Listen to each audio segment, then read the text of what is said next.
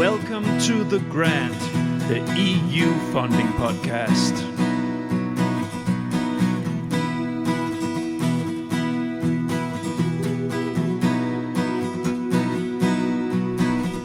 The Grant. My name is Niels Tudor Winter, and I'm the creator, editor, and host of The Grant. The Grant is an independent podcast initiative with the ambition to dig into all corners of the EU R&D funding system on topics of interest for the full EU R&D funding community.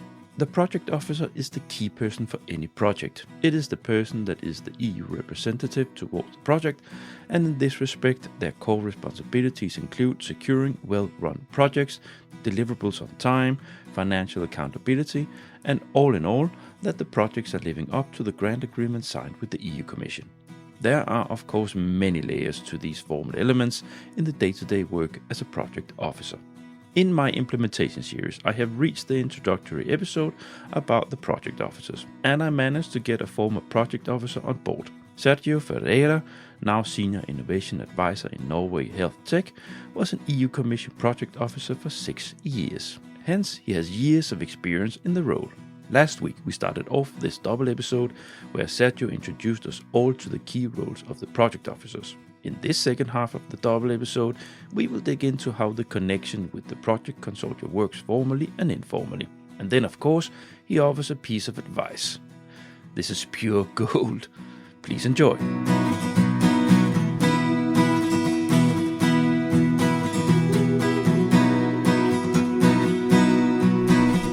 The Grant. Because now we're moving a little bit into the connection you have with the awarded projects under your responsibility. So let's move into this, the connection to the projects. And I have started out with, I've divided it into 2 blocks. There's a connection with the project coordinators, so the link that you have with the project representative, with the commission, you being representative, so the 2 sort of roles there, right? And then the second block, we will have a talk about how it, throughout the project period, how the different elements of fulfilling contract and so forth. So starting out with this, so sort of what I put here in the rundown. So what happens at your desk when a project is funded? You think you already touched it a little bit, but can you say a little bit about this connection between the project officer and the coordinator? Mm-hmm. So, the executive agencies have a mission, and their mission is to, deliver impact, and to deliver impact, they deliver quality and service-oriented support to the projects. So basically, the role of the agency is to help projects succeed in implementation, right? Yeah. Because if the projects succeed, the agency succeeds, the European Commission succeeds, and everybody wins, right? Exactly. So it's of course, there's a lot of boundary conditions to make this happen. There's a lot of rules and regulations to be followed, and a lot of red tape to be, followed. But what happens, grosso modo, is that you get a ranking list. So you basically approach the people that have been awarded the grant, and you start. It used to be called negotiation, grant negotiation.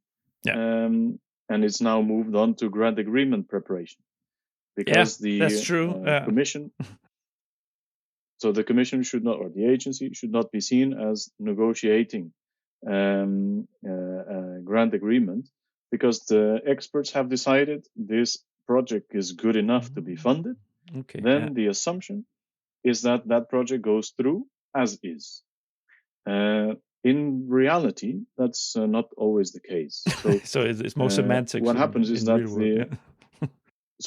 what happens is that the project officer sends, a long document with all sorts of minutiae and requests. So you need to go into the participant portal and enter all this information. You need to guarantee that all the legal entities are validated, the peak numbers are there, the roles, the project financial signatory, the project signatory, the LEAR, the legal entity appointed representative, all these people are there, registered and validated, ready to rock and roll.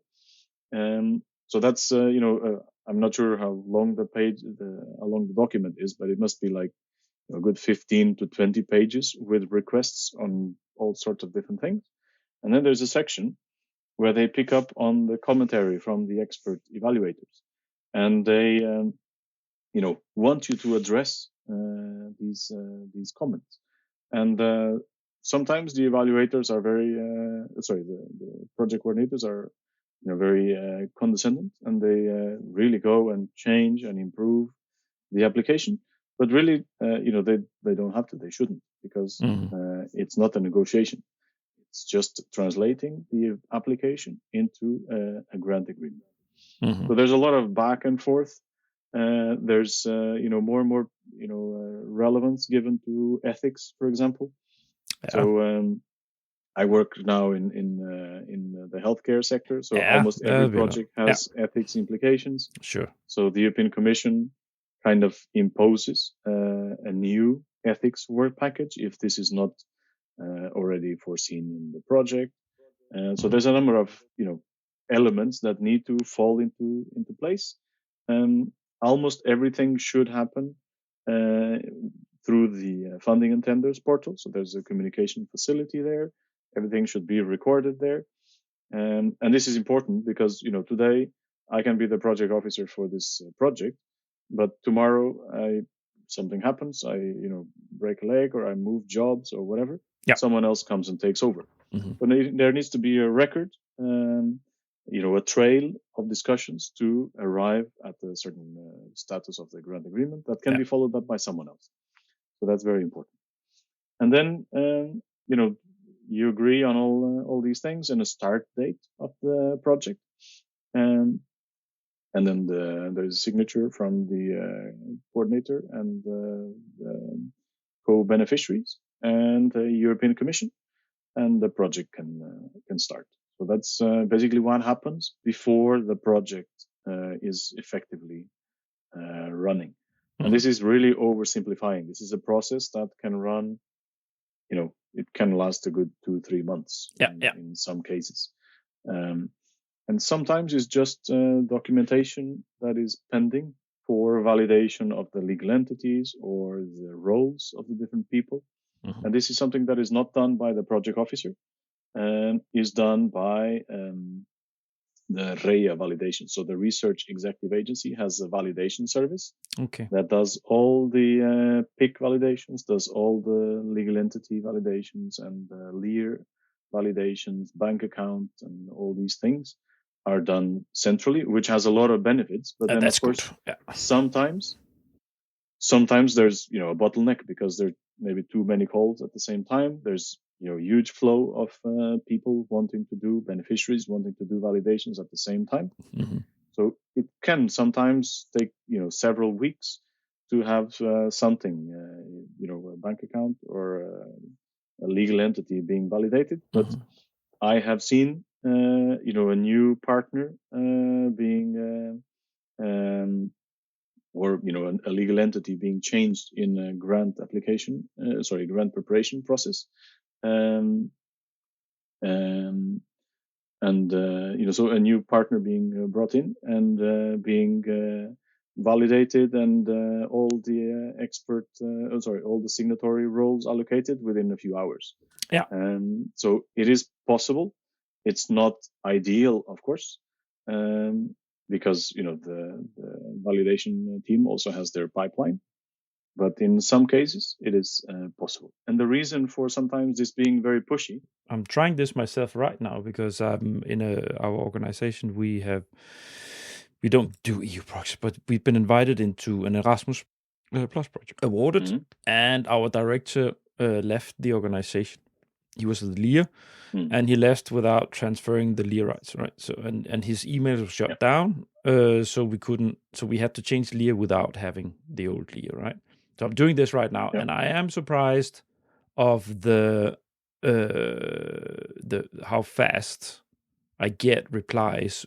There's been some back and forth on the on the formal documents that needs to be filled in for to get a new LEA. But it's quite not very fast, but it's sometimes within hours. I receive a reply of what needs to be updated or something. So yeah, it works fine. There's quite a lot of people working there, and the purpose is really to be efficient and that they don't become the bottleneck. But sometimes there's just too much work, and that's simply the fact they have to handle. Mm-hmm. But the reason why all this is important and it needs to be done quite expediently is that the Commission imposes targets on the agencies for time to grant. So from the time that the grant is launched, so the call is launched until the grant agreement is signed, there is a timeline, right? And there's a promise, time to grant, time to pay, time to whatever. There's a lot of different KPIs, and basically the agency is measured on that. They want to have an efficient process. It's in their interest, and of course, to make that happen is in their interest that they help the coordinators and the beneficiaries doing that. Yeah, that's sort of a promise from the funding administrator side. Yeah, so it's a hard target. If you go beyond that, there's but you said you promote in everything you say that it's 3 months. Yeah, so it shouldn't be on the Commission side that you break that. But I think there's very few cases that go beyond the estimated or the planned time to grant. I don't hear any complaints in the podcast with my guests anyways. I would hear that for sure if anyone had tried anything else. So it's I think that's something that you can rely on. Yeah. It can happen, but then there is really force majeure situations. I think the big challenge is, imagine you have, I don't want to put anyone in the spot, but the large research institute in Europe or a large university. Mm-hmm. They will have an office, 1 or 2 or 5 people doing grant administration. They know the portal in and out. They know all the documents that are needed. They can hit the ground running. Mm-hmm. I imagine the small startup with 5 staff or even less that has never done grant agreement preparation. Yeah. And is just given a link to go to the participant or funding and tenders portal, start filling in the information and click the validate button and have a list of 50 items to address. They have they are overwhelmed. They have no clue what they do. In most cases, and these are clever people, all right? But the system is just overwhelming up front. Yeah. So it can take a bit of massaging and a bit of tossing from the project officer to have things happen in the right time. For sure. Yeah, that's it's like this, and I've been a facilitator, public facilitator. I've been an NCP, so I've been in supporting people with what happens, of the understanding, making them, preparing them for what they can meet when they approach EU funding. And the message is always the same. Look, you have to understand this is taxpayers' money. It's a big system that has been built up for a lot of member states. It's a complex thing to do, to build up these kind of things. But they do actually try to help. They do try to carry you through.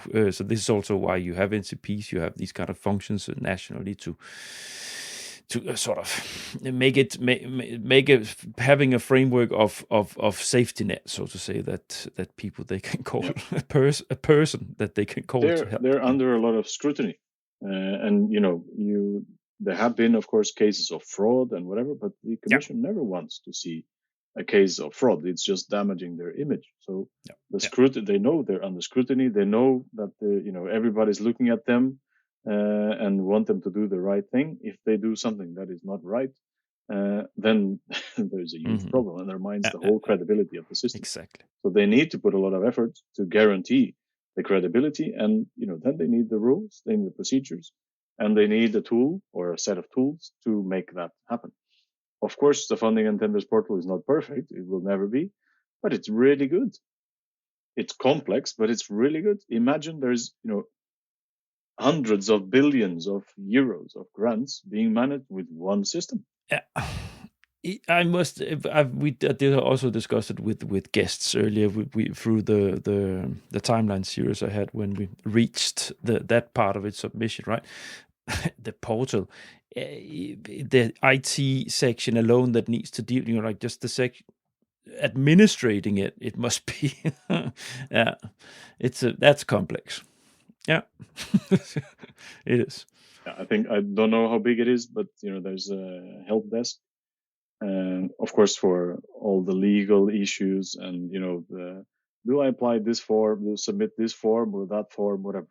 But then there's a massive help desk just to deal with technical issues, stuff that is failing or not synchronizing or whatever. And that's something that the beneficiaries seldom see.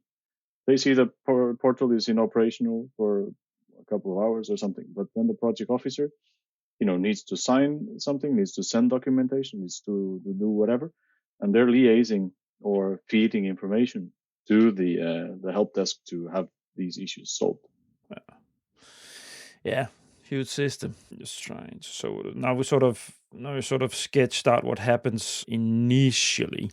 So what's next? So I put here communication with coordinator and the framework of collaboration between the project officer and the coordinator. But so it's just like when you were working as a project officer. So at what stage? It's quite early that you contact the coordinator as a project officer, right? Very early, yeah. So as soon as you know who is awarded and the grant agreement process, preparation process can start, you reach out to the coordinator. That's the first step. But then after all this grant agreement agreement preparation process, so the GAP process is through, you sign the grant agreement, and there's usually a kickoff meeting. And by my time, we couldn't join every kickoff meeting, but we would try to join a few of the kickoff meetings to set the scene right from the beginning. The rules they have to follow, the requirements they have to abide to. So that was quite beneficial, and it established, this contact with the coordinator and the consortium. That's why you're in this podcast. That's why you're in this podcast, because that's where we met for the kickoff meeting for the industries project in Turkey. In Turkey, yeah, at the Tüpraş refinery. Tüpraş, very good. Yeah. Fantastic trip. I still remember it vividly. Yeah. So so then establishing this relation with the consortium is very important. You're not just a guy that is sitting in a pedestal in Brussels telling you what to do and all the rules that you have to follow, and sometimes not necessarily understood. So you're a human being that you can relate to, and is there to help the project succeed. So the rules are there because to treat the impartiality of the process, but the project officer is just implementing the rules. And the job of the project officer is to help you follow those rules so that you're protected in the one hand. You eliminate or reduce the risk that you have by engaging in EU projects, and you increase the value that you create and draw out of the project for the consortium, for society, the European Commission, of course. How is it with the communication framework? Do you establish some sort of frequency that you, together with the coordinator, that you speak on a regular basis? How does that work? Do you have some sort of timetable or whatever time where you say we have to speak once a month, or how is that? So that depends on the units, depends on the project officer. Depends sometimes on how critical a project is, or if you saw some challenges up front, then you're going to push. But what is cast in stone, the only thing that is cast in stone is that the consortium has the obligation to inform the PO, the project officer, of whatever changes. If there's a delay, if there's a change in budget, if there is a challenge that they need to overcome, there is something they cannot do because the market has changed, whatever, the legal entity has changed or merged, or anything that happens that has an implication to the project, the consortium has an obligation to inform the PO. That's the only thing that is cast in stone.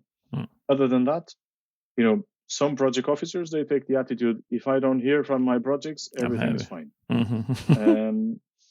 Some others, they say, I want to have every 6 months touch point, and you just, orally, you give me a brief update and see if everything is fine, if you need help or not. Some others, they want to do that every month. So it really varies from one project officer to another, how communication is handled. But whatever way, it should be a fluid communication, should be open, and should be for the benefit of the project. All right. Maybe we move into the second block of what happens then when so the sort of the project period, so to say, where we start stepping into, because we're touching upon it now anyways. Or maybe before we do that, have you got some practical examples of good and bad collaborations with coordinators? Or good practices that project coordinators they had that made the collaboration between you and him or her very good, or examples of the opposite? We cannot go into the details. No. It's not about organization. It's just an anonymous example. Yes. I think, from my experience, and I think over the 6 years that I was employed in the agency, I think I had very close to 80, or actually 80 plus, maybe close to 90 different projects. And from that portfolio, when the coordinator was proactive and was doing these small inputs, but on a very frequent basis, instead of waiting until there is a big problem, they would come in shortly. We saw this. It may become a problem or not. Do you have any advice? I think that kept things very fluid and open, and there was a relation of trust that was built, and that capitalized in the long term. And I think I took the approach that I was always helping my projects, and I was their first supporter, because I wanted them to succeed. And if I saw that was reciprocated, that was appreciated, and they kept an open relation, that was that worked very well. If I started seeing that the project was trying to hide something, or avoid a discussion, or trying to, I'm not saying cheat, but let's say find alternative ways of doing things, then you give them a lot more scrutiny. So I'm not saying you give a hard time to those projects, but you certainly make sure that they follow the rules. This is this is human psychology, right? So this is a matter of how you are interperson, so to say, in between you as human beings. So if you have a open, transparent relationship with another human being, that generates trust. It's very simple. If you don't have that, if you get the impression that, as you say, it's not cheating, or like that, just that they try to put something under the blanket, or something they don't want you to know. You get that feeling. Obviously, trust disappears, or it erodes, and then you start to being more formal about. I need to check this and this and this. Please forward that within the deadline here, because I need to make sure that it's like this. So over the 90 projects, I had some hiccups, but very few. I think most projects, they were professional people. They were diligent. And there was a professional relation between us. But I've had a couple of projects. One of them went all the way to Olaf, to the anti-fraud office. Because they simply just disappeared from the radar. And then there was an investigation, and the auditors went to check if the company existed, and they are in one case they arrived there and there was flat land and a post box. So these kind of cases, I think it's more and more difficult for this to happen. But I think this was like 2012, 2013, and it did happen. I heard of a case like that before. One of my guests shared it with similar case with like full company registrations, VAT, everything. And then Olaf showed up, and it was just an empty building. Nothing was there. Yeah. Okay. This happens, and it happens everywhere. It's not just one country that is the point to figure out. It happens everywhere. Yeah. It's a lot of money, so it's it's bound to happen. Right? Mm-hmm. But of course, it's the job of the project officer to kind of highlight. There's these small red flags that you start seeing, and highlight these. And sometimes it's timely. Sometimes it's just too late. But it's part of the job. Yeah, but it's actually you gotta give them, no matter the disgusting is to cheat with public money. You gotta give them that they've been going through a lot of hassle to reach to that point. Because they've been running through a proposal process, evaluation process. They've been running through part of a project process, implementation, being a fraudulent. You just wonder why. Because it's a process with very low odds. When you apply for EU funding, like not every call, but many calls have a success rate of like 5 to 8%. I think very few have a success rate that is higher than that. So when you go through all that effort with that success margin, and then you're cheating. Why?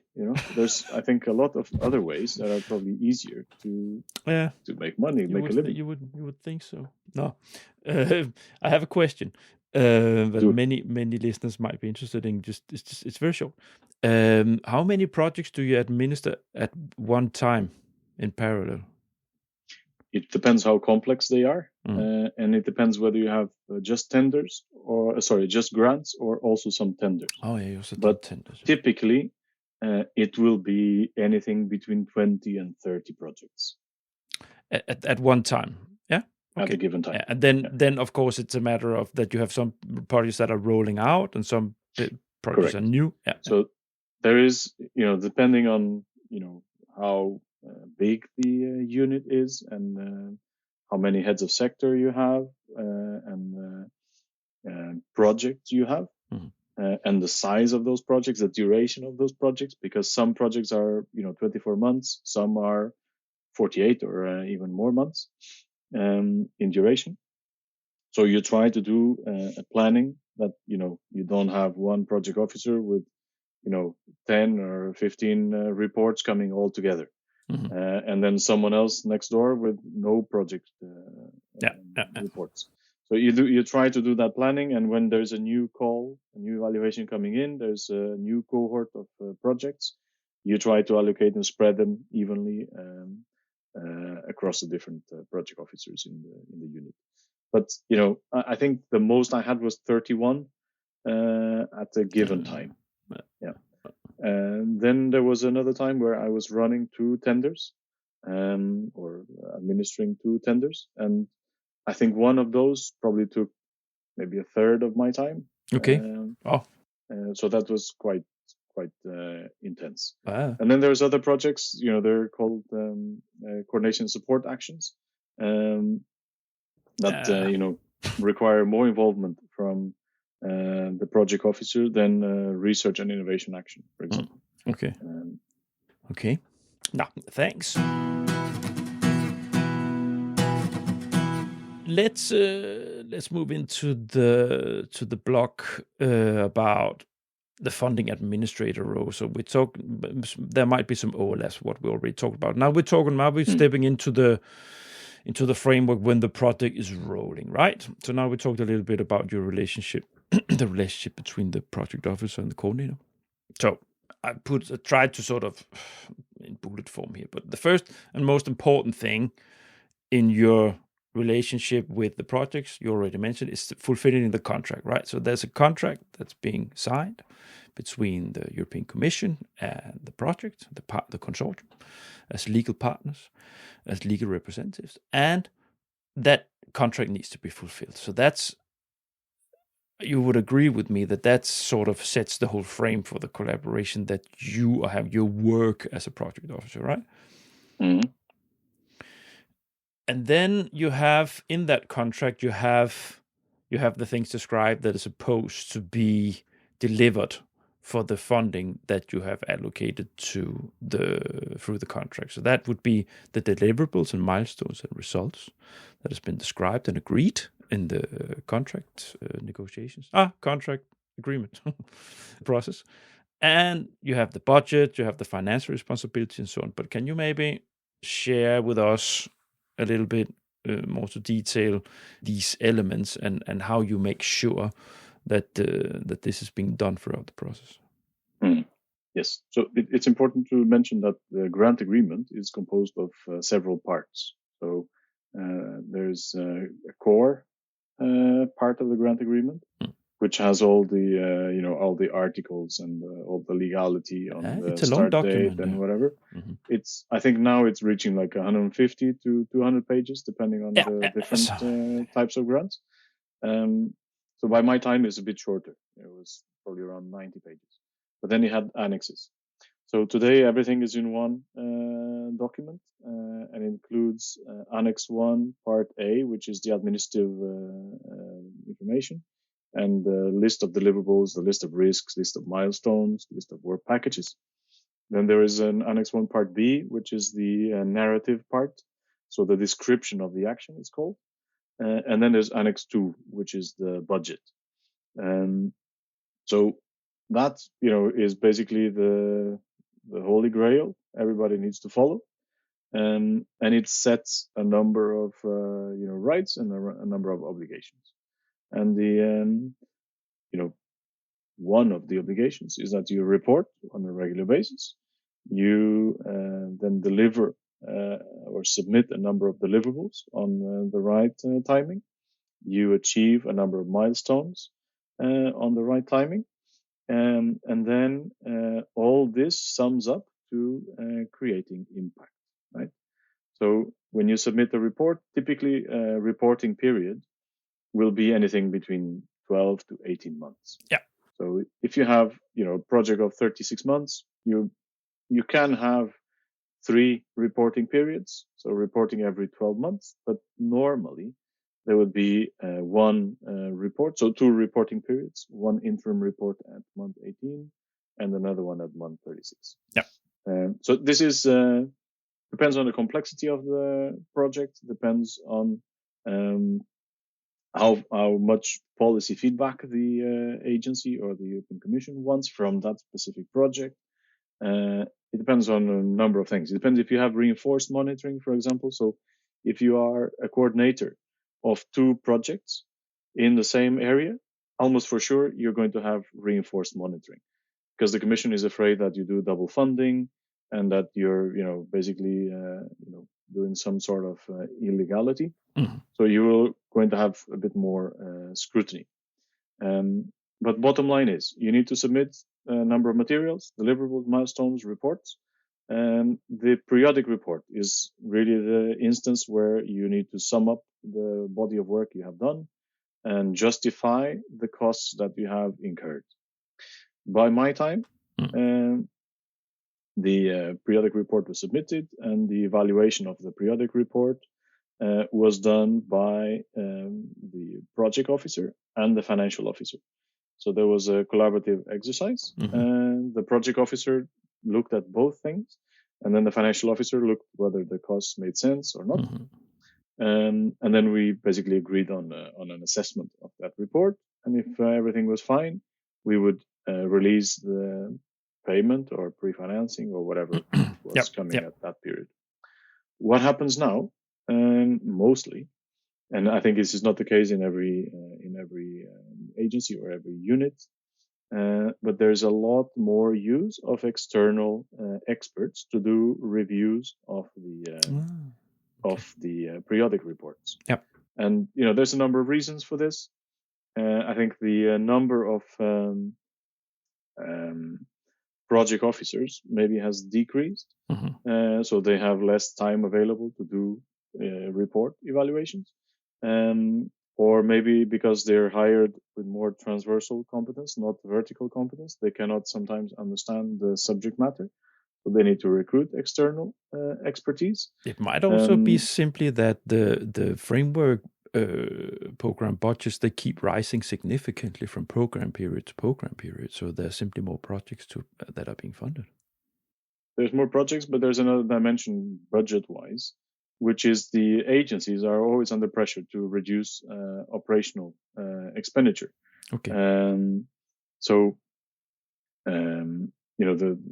they want to cut down the staff costs, and then they increase the administrative budget versus the operational budget. Yeah. That's what I meant. So they want to reduce their administrative budget, so the personnel that is employed by the agency, and then they increase what they externalize. So evaluations is a no-brainer, but then reviews of periodic reports, they're more and more present. So there's a process there to select external experts and make sure there's no conflict of interest and whatever. And then they get the periodic report and deliverables. They go through it. They meet the consortium, and there's like a day or a day and a half, sometimes 2 days, depending on the size of the project, to discuss the results, what has been achieved, what has not, and then the external reviewers do their assessment, and that assessment is usually just mirrored into the project officer's report or assessment of the periodic report. This is an important exercise, and I think the European Commission is more and more under pressure because of impact creation, right? Yes. Yeah. So there's, I think there's a lot of articles and literature and maybe research on this. I don't know, but Europe is the world champion on research, but you see our GDP growth is still quite flat.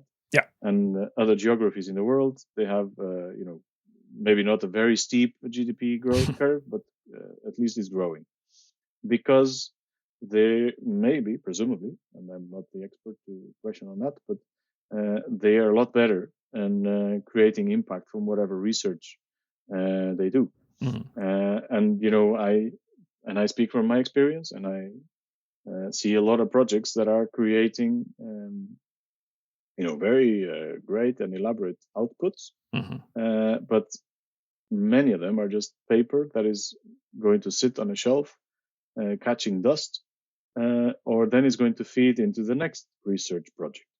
So I think there's more and more pressure from the DGs into the agencies to the project officers to stimulate or push the projects to deliver impact, not just outcomes, not just outputs, but impact into the real life, into the real world. And this can be a lot of different things.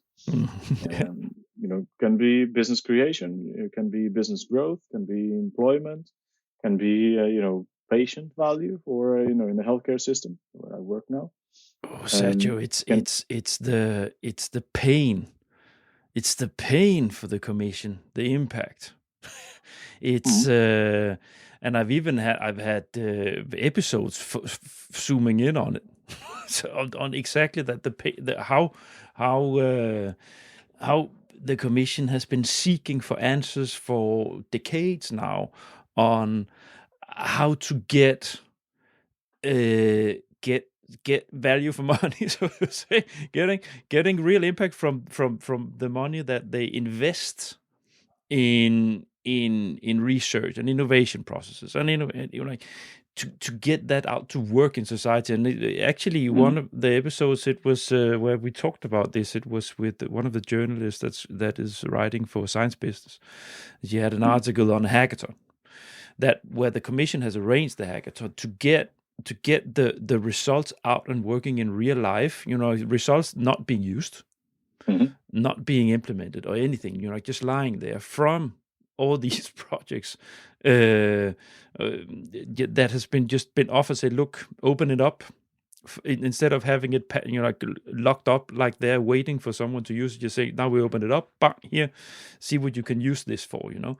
So it is definitely and it's just one of the examples of what the commission tries to do. The big the frame but that they try to change all the time, right? It's the weight. Exactly. It's the weight in the scores, in the evaluation process, and then changing the impact what you need to put in that impact section. They work a lot on how to instrumentalize it. But there's another I think we're getting a bit off topic, but I want to make this comment because I think there's a more fundamental problem for impact not reaching the market or the real world, right? So from Horizon 2020 to Horizon Europe, the European Commission made the statement that we're a lot closer to the market. We want to do more innovation that delivers value into the market. Yeah. If you look at the program, there's still relatively small number of innovation actions that are close to the market. Most projects are research and innovation actions. So they're still on the low TRL front, not on the high TRL front that reaches the market, right? So how come you want to force a project to deliver a product that can be sold into the market if you're looking at research and innovation action that is supposed to arrive at maybe TRL 6 or if you're lucky TRL 7? And then you ask these questions to policymakers or national contact points, and they all have the same answer, that the European Commission has created the European Innovation Ecosystems and the European Innovation Council to really steer things towards the market and scale ideas and innovation. I agree, but the European Innovation Council is not a very selective program. It's an extremely selective program. There's a lot of low-hanging fruit that maybe has less potential, but the business creation is not done with just unicorns and one company that makes a big splash. It's done with a lot of companies that make small incremental splashes and create a lot of value. There's also there's a long way to go, and personally I am pushing that the next framework program goes a lot more in the direction of innovation actions and higher TRLs, that we get close to the market, we get throughput towards the innovators that will make a business out of it, that will implement this in the industry, in a hospital, in a school, in whatever, in our transport system, in our you name it. There's a lot of potential. There's a lot of great ideas that come out of research projects, out of the Horizon Europe and previous framework programs that simply do not reach the market. Of course, some of them will die because of market circumstance. Sure. That's fine. Some of them need to die, but more need to experiment, more need to get to the market so that we get the right ones to succeed. If we get too few to reach the market, then we're basically dying at the beach. The Grant agrees. in the editorial office of the Grant, we agree. No, sorry for the digression out there, but it's like this when you talk about these things. It's very easy to step into a different path or sort of getting a little bit of wandering around the landscape. No, we need to talk a little bit about what also happens throughout the project, because now you've been talking about one of the very key elements of what runs through the project, the keeping the targets for what you promised, and reporting that in a manner, and you approving that and so on, to make sure that everything is on track. Now, that's one part of being a project officer, but there's also the one of when you have collaborative issues in the consortium. Because conflicts, they do arise, and more often than you would think. And my impression is that it is part of the work that you do in the involvement as a project officer to try to be the referee, to be the intermediator if you have conflicts that arise between the partners. Is that correct? Yes and no. So then I'm going again to the grant agreement. Yeah. And the grant agreement stipulates that the contact person or the contact entity to the project officer is the coordinator, and not the 10 or 20 or 50 other partners. Yeah. It's the coordinator. So the partners communicate with the coordinator communicates with the European Commission, and the flow goes the other direction as well, right? That's one aspect. The other aspect is the obligation of the partners, so the co-beneficiaries. They have an obligation to inform the coordinator, and then the coordinator has an obligation to inform the European Commission or the project officer. Then there's a third aspect, which is the consortium agreement. So the project officer does not want to see the consortium agreement, but when a coordinator signs a grant agreement, they tick a small box there saying that there is a consortium agreement in place, and the consortium agreement regulates the relation between all the consortium partners. And this can be decision-making, decision-making and quality assurance, and the payment schedules, and who owns the rights to project results, IP, background, foreground, whatever, everything. And the project officer does not want to see this consortium agreement, precisely for the reason that it's not the role of the project officer to go and mediate the consortium relations inside the consortium. Yeah. Okay. Yeah. So there is a facility. All partners can go to the funding and tenders portal and make communication to the project officer. They have access to their email, so they can communicate with them, but they shouldn't. They should only do that when there is really, a problem in the consortium, and that problem is the coordinator. So then the beneficiary kind of goes directly to the project officer and highlights that problem. But typically, the project officer has no role and no influence in the internal working of the consortium. What it does is to make sure that there is quality in the deliverables, that there is a professional image of the project, and that the work of the project does not damage the image of the European Commission. So there's another article in the grant agreement, and many people call it the disproportionate liabilities article. Yeah. It says anything you do in the project, it's your problem. And anything you do that damages the European Commission image will run after you. But you cannot run after us for anything. That's, of course, I'm exaggerating. No, but that's how many people see it. So if the project, commits fraud, for example, or uses wrongly the name of the European Commission to do some statement or some whatever, then there can be an issue. And then the project officer will need to monitor that and act on it. So actually,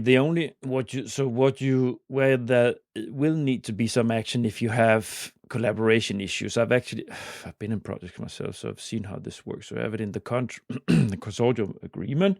You establish there. You have clause 2, right, on what happens in the case of a conflict. And normally you would have the coordinator would be the diplomat in between, would mend it, and if it cannot be, then you normally have it. Then you have that would be legal action or stuff like this, right? But the commission is not mentioned at all in these kind of things. The commission does not interfere in the consortium agreement, right? There are two dimensions.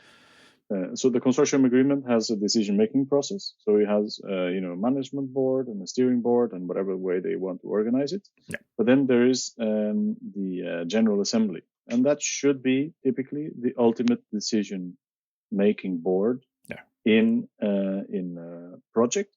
And there should be some stipulated rules on how to decide. Does it need to be a majority? Does it need to be 80% voting in favor? Or does anyone have a veto right? All these kind of things. The commission has, or I'm not sure if it was a commission, but there is a DESCA template for these consortium agreements that is, I think, very widely used and includes a lot of these procedures. So that's one aspect. The other aspect is if there is a problem with one partner, they're not delivering, or they received the grant agreement, but then nobody heard from them, or they have committed fraud in another process or whatever. The coordinator and the consortium in general is not happy with them. They have to convene, they take a decision, and then they come to the project officer and say, we have identified this, there's a problem, we want to do whatever. We want to replace this partner, we want you to come and make sure that they understand their obligations because they don't trust the coordinator. I hope it never gets to that, but it's the coordinator in discussion with the consortium that decides what to do, if there's a problem or not, and if there's a need for an intervention or not, and then what type of intervention, and then inform the project officer, and if needed, the project officer then intervenes. I've had these cases where the consortium arrived at the state saying, it's pointless to work with this company. They're not doing their work, and then, there's a lot of problems. We want to replace them. And then, of course, there's a procedure for doing that, and it's not, lighthearted. If you want to forcefully remove a partner from a consortium and replace it with someone else. So there's a lot of questions, a lot of, confirmations and, discussions to be had, but it's possible. I've never tried this, but I think this is rare. I've seen it happening. You force someone out. The normal procedure is that a partner chooses to leave themselves. Yes. They go bankrupt, or they simply change of management that says we need to withdraw from this because stuff like this. It's a very large program. So this is hundreds of billions of euros of project. Anything you can dream of that can happen. It's Murphy's Law in literal terms. It will happen. Well, we do need to talk about where you will need to say, but this is what happens at the end of this process, because then you need a contract amendment. and that's whatever happens where that influences the contract that you originally made between the consortium and the commission. If things change, if you need a new partner, or if your budget needs to be adjusted, or if you can see that your deliverables, it's simply not physically feasible to hand them in due time, so on and so forth, you need a contract amendment. Yeah. So the amendments are they are a right that the consortium has.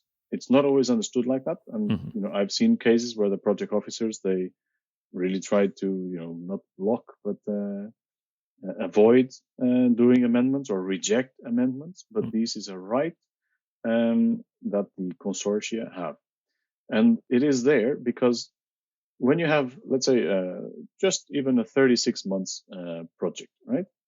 The call is launched maybe, 4, sometimes 5 years before the project ends, right? Yeah. You're planning a lot of stuff. You're planning a consortium. You're planning a work program. You're planning on a market development. That will change a lot. So imagine all the projects that are dealing with AI. Until a year and a half ago, there was no ChatGPT. Mm-hmm. The moment that ChatGPT came into play, it was like a big cloud of smoke. Poof! Everything you were doing in on the AI field just became, and I'm part of a project like that, just became completely meaningless. Yeah. Because you had that, huge machine. It's not great, it's not perfect, it's correct, but it made such a huge leap. So from one day to another, from 1 month to another, all the work we had planned in one of our projects was okay. Now it's gone. Can we amend on this? Is it worth it? Can we adapt to make use of something? So there's a lot of circumstance that you cannot predict. Yeah. So amendments are necessary. What the project officer needs to guarantee is that the amendments are done in a way that does not call into question the decision to award the grant. So this means, so that's the legal text, and it means that you cannot make substantial changes. You can make changes, they are justified, but you cannot make substantial changes to your project. Yes, exactly. I think I think we have covered the amendment. There's not really much more to say, because simply just when things change. Yeah. So maybe the process about, so when you know what needs to be changed, they contact you, the coordinator, and say, look, and then you guide them. I guess they say we need to change this, and then the project officer is guiding on the process on what needs to be done for the change to be effective. That depends a bit on the project officer. The role of the project officer is to accept or reject an amendment request, right? Okay. But if a project officer is a bit more proactive, they will advise the project coordinator to do more this way or more that way, because they know what can be accepted or rejected, and it will save a lot of time to both parties if the project officer is already proactive and is helping facilitating it. Exactly. Yeah. But you need to also consider that amendments can go both ways. So it can be a consortium amended request, or can be a European Commission requested amendment, right? So if there is a change that the project coordinator identifies, or the partners identify, whatever is relevant, change of legal entity, or the due date for deliverables, or the project needs to be extended. So because, for example, the pandemic, a lot of things could not be done on the healthcare side. Everything that was not related to COVID-19, all the clinical trials, frozen to a halt. Right? You could not get elective surgery performed in many hospitals, so you could not do your clinical validation. Then you had to park. That's it. You need to freeze your project. Mm-hmm. So I have seen one project that was extended by 18 months. This is very unusual, but it's possible. Well, 6 months, 9 months, it's fine. And I think, very justified in some cases during the pandemic. But then, also in other cases, let's say that you could not recruit enough pilot sites, and you need more pilot sites to have statistical significance or whatever. Yeah. You make the case to the project officer and said, we couldn't do it because of ABC, and we're now, very close to getting them, but we need 6 more months to be able to conduct the pilot, gather the data, assess the data, and produce the respective deliverable. That's, I think, it can be seen as justified, and it doesn't call into question the decision to award the grant, because it's still delivering the same output in the same way, just taking a bit longer. So usually not a big problem. Do we have anything else that you need to share with us in relation to what happens throughout the project period? Now we talked a little bit about the things that you are sort of securing the contract, and then when you have amendments and issues. I think it's we've covered most of it. We can debate this for many hours. Maybe because to we are say moving that towards the end. Exactly. That's where I'm going. we maybe should say that the job of the project officer doesn't stop when the project is over. Oh yeah.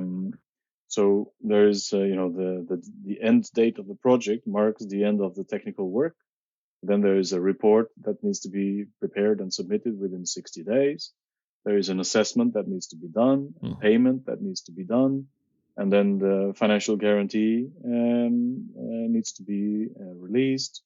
And then the project can still be audited up to 2 years after the end of the project, right? The audit, yeah.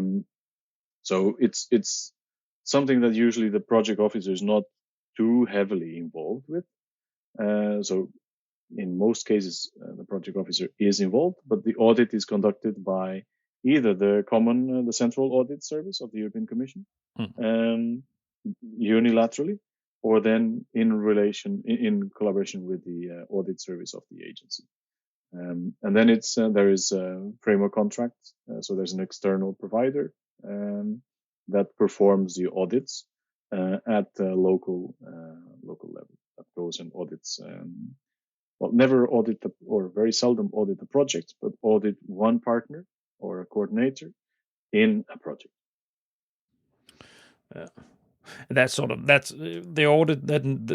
That's most likely the last thing you'll have to deal with the project as a project. Probably the last thing, and then you do what is called a decommitment.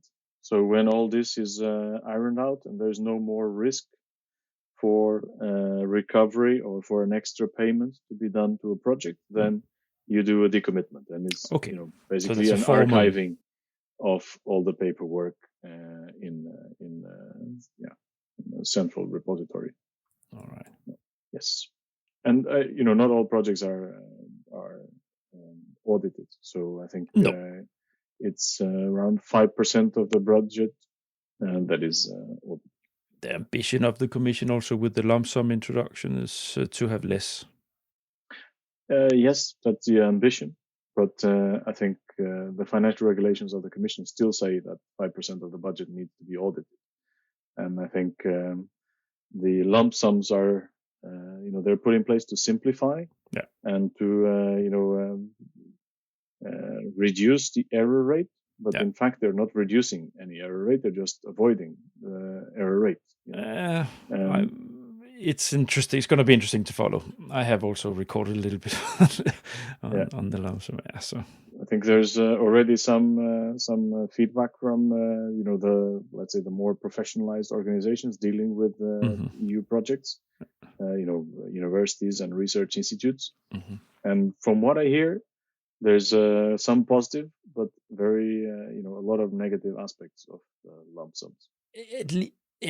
It's going to be much longer if we start digging into that. But indeed, there are some consequences that has not been thought through. That's the expert I had in, or maybe they did think them through, but they not maybe fully understanding the consequences in real life of doing that. So implementing. I think for me the biggest risk is the level of ambition of projects is going to be reduced because people don't want to take the risk.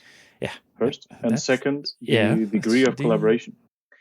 So you rely a lot more on the partnership, the consortium that you have to be paid.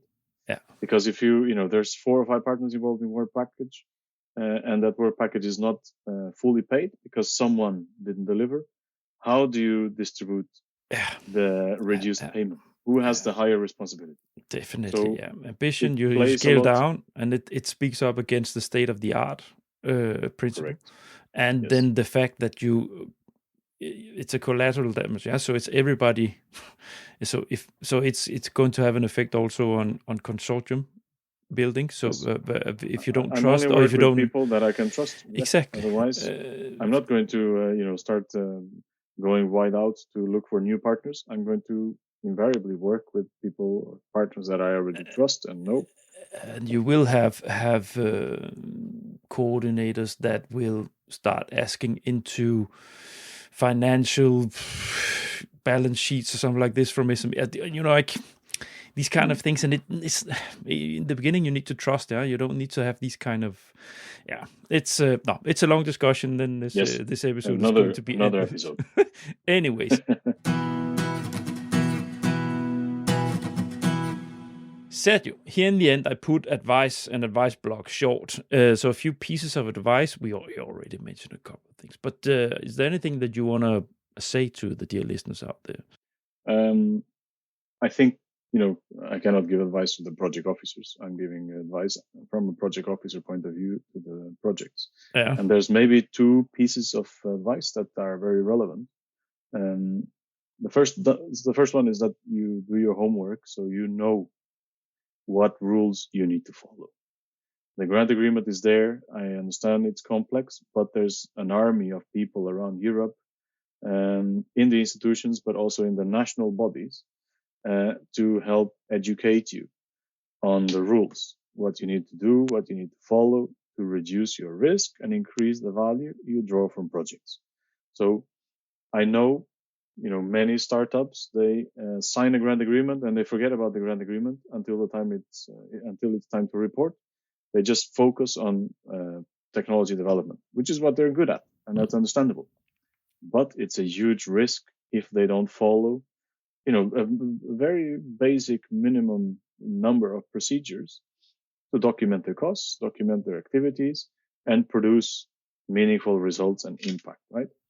So do your homework up front. Don't need to know all the articles in the grant agreement, but you need to know the basics. And those basics, there's a lot of education even in YouTube, the channel from Funding and Tenders, has a lot of highlights on the typical mistakes you see on a periodic report, the technical and the financial part. Go and study that, right? And try to follow this procedure. That's one aspect. The other aspect, the other piece of advice is to do three things. The first one is to inform. The second one is to inform. And the third one is to inform the PO, right? So keeping that good relation. The PO is the first person, the first point of contact. And he's the one taking a lot of steam from the coordinator, all the frustration that is created invariably. Yeah. So if you have a good relation with your project officer, that frustration can be nuanced and he's going to help you manage that frustration. If you inform too late, if you try to maneuver things without involving the PO, you can easily get into trouble. So involve the PO, keep a good relation, and inform timely. Definitely. Keep a good relation with your project officer. It's it's a human being relationship. Yeah, it's about reciprocity. Everything in life, there is, it's about giving and taking, and this is no different. Exactly.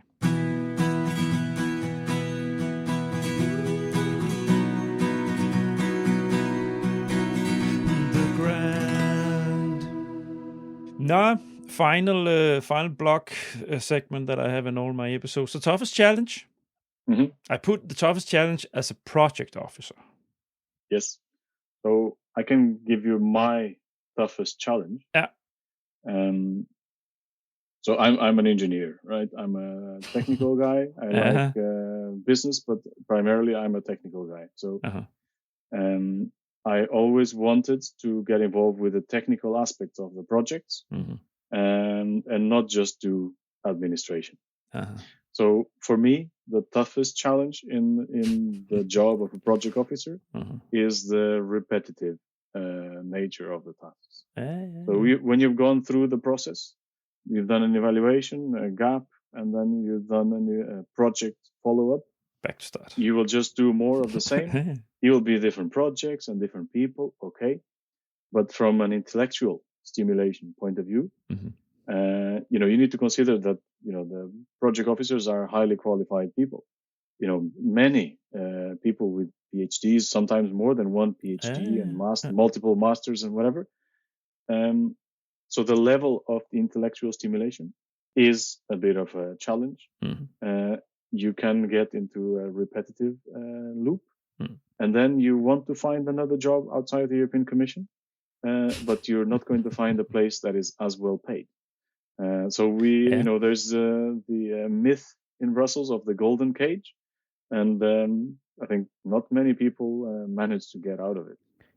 It is well paid because the tax is 5%. So the gross salary looks small when you're used to looking at a gross salary with 50% tax, like in Denmark, or 40%, 45%. But it is a very well paid civil servant position. Even entry positions or secretary levels and stuff like this. The entry level is high because you need to pass the concours. But yes, indeed, if you get in, I can vividly perceive it as difficult to step out again. Oh, it's if you're on the private sector, your career progression can go a lot faster. So if you perform well, you will do well.